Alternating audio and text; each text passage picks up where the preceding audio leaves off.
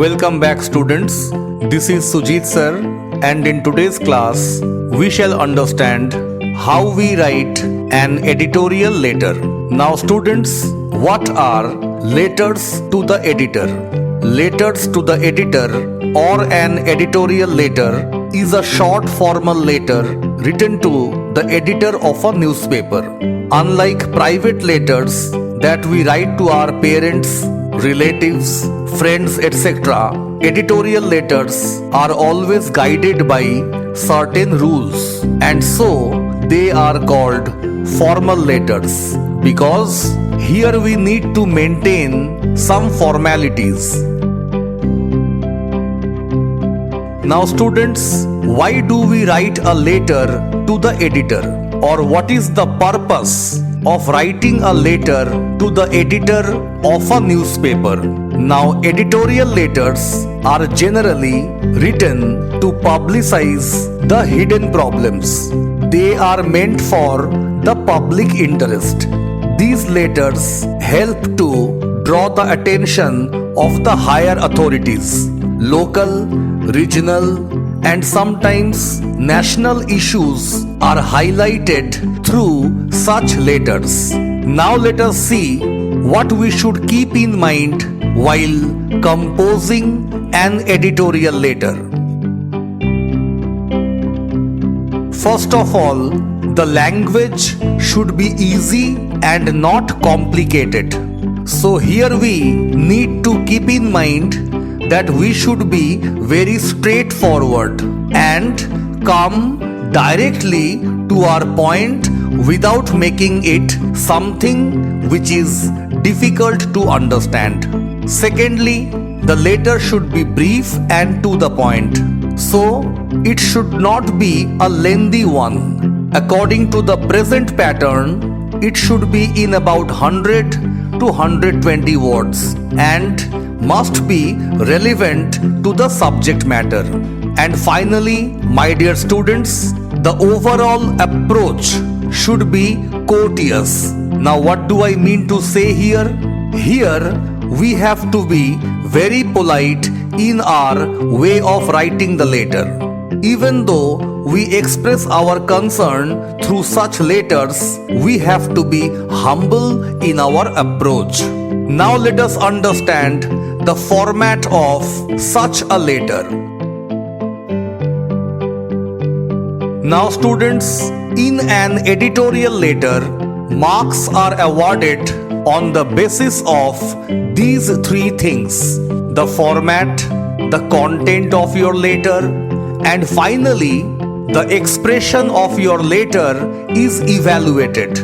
Now what does the part format mean? The format of a letter includes the sender's address, that is your address, followed by the date, then comes the receiver's address or the recipient's address, then we go to the subject matter, that is also called the heading of your letter, then comes salutation, that is whenever we write a letter, we begin with sir or ma'am, that is what is known as salutation, and finally comes conclusion. These are the parts which are seen as the format of a letter. Now the second part, which carries 2 marks, is the main part of your letter, that is the body of the letter, in which we discuss or convey the main problem. And finally, 2 marks are given for how you have expressed yourself. So, the grammatical accuracy is taken into account. You should be very careful about your spellings, and your use of words in the letter is also given emphasis. Now, my dear students, let us go through an example and understand about the various parts of a letter. So, on the left hand side top, we have to write the address of the sender. Here we need to remember that we shall not write the word address. Rather, we shall directly write the address as you can see here: 12 SN Banerjee Road, Barakpur, Kolkata 700120. That's the pin code. One more important thing is you should try to keep your address within 2 to 3 lines. Now your address will be followed by the date on which you are writing the letter. Thereafter, students, we have to leave a line and then we have to write the designation of the receiver, that is the editor. One more thing, students, we should not begin with 2. What do I mean to say? We should not write 2 in the beginning, then the editor. Although 2 was once written, but it has now become outdated. According to the present pattern, we start directly with the editor without writing 2 before it. Then will come the name of the newspaper. So here you can write the name of any of the leading newspapers. Here we have used the Times of India. So the editor in the beginning, then will come the name of the newspaper, the Times of India. And in the next line, you have to write the name of your city. Again, you have to leave a line and then you have to put the salutation. What is that? As I have told you earlier, it will be sir or ma'am. Now you can write as you find here, because we always remain unaware of the gender of the editor. So it is better to write in this manner: sir/ma'am. Now again we can leave one more line and then write the subject. The subject will be given in the question itself. Now here our subject matter is abnormal rise in prices of medicines. Now this is a current topic, and suppose that we have been asked to write a letter to the editor of an English daily raising our concern about this issue. Now after writing the subject, we have to go to the body of the letter directly. Now before we go to the body of the letter, let me tell you, my dear students, that the body of the letter may be divided into 3 paragraphs. In the first paragraph, you will introduce yourself and you will mention about what the subject matter is. So the first paragraph is called the introductory paragraph, because here you are introducing yourself and the problem as well. The second paragraph is the main paragraph, which deals with your concern and also what remedies can be there of that particular problem. And finally, the third paragraph will be the concluding paragraph. There you are closing the letter. Now let us see how these 3 paragraphs are to be written. Look students, this is the introductory paragraph or the first paragraph, in which we have to highlight our concern.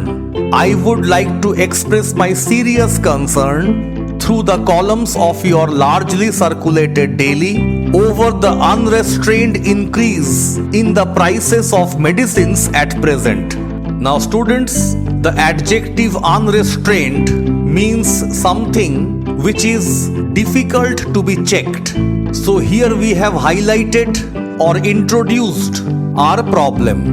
There are of course many other ways which we can use in our introductory paragraph. Now let us move towards the second paragraph, that is the main paragraph in the body of your letter. Now here we have discussed how the abnormal rise in prices of medicines has affected the middle class people. Now let me read it out. Those who belong to the middle class always have a limited income. So we all know the middle class people are neither rich nor poor. So they always have a limited amount of income. They somehow make both ends meet. So with difficulties, they run their household.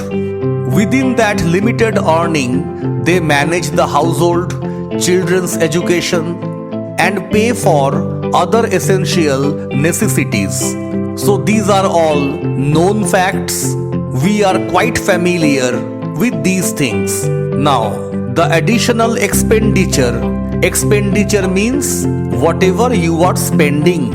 The additional expenditure on medicines and treatment is indeed a real burden to them. So apart from meeting with the basic necessities, if you have to spend extra amount of money on medicines and treatment, that will really be burdensome to the people of the middle class families. Moreover, the lockdown caused by the pandemic has badly affected the normal life both in urban and rural areas.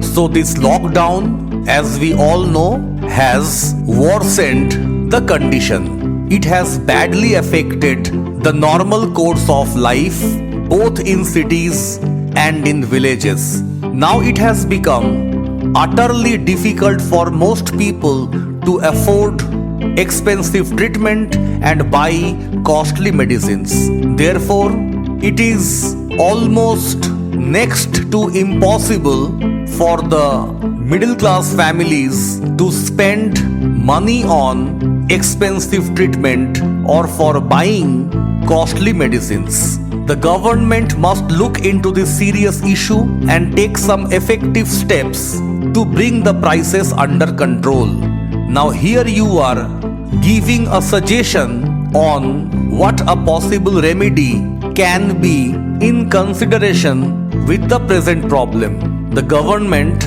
must do something to keep the prices under control. So here you are suggesting of a possible solution. Now let us see the final paragraph. So finally, you have to place a request to the editor to publish your issue in his largely circulated daily, so that the government as well as the public at large will respond to it. So you may conclude your letter in such a way where you have to request the editor to highlight the issue so that everyone may know of it.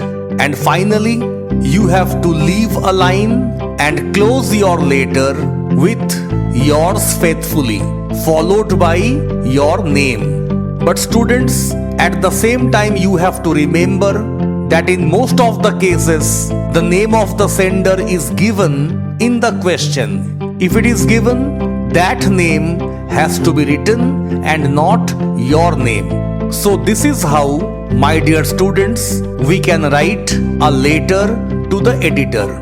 I hope all of you have understood the various things which we have to keep in mind while drafting such a letter to the editor. See you all in the next class. Thank you so much.